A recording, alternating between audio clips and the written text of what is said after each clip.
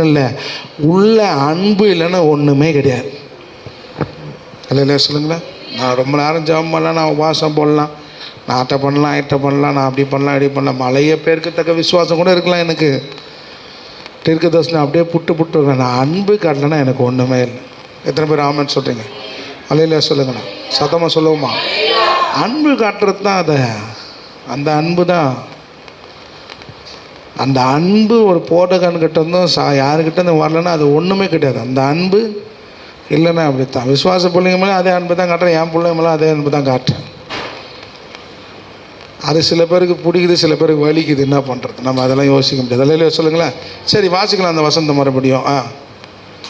மாயக்காரராகிய வேதபாரகரே பரிசேயரே, உங்களுக்கு ஐயோ!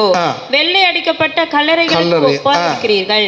அவைகள் புறம்பே அலங்காரமாய் காணப்படும், உள்ளேயோ மரித்தவர்களின் எலும்புகளினாலும் சகல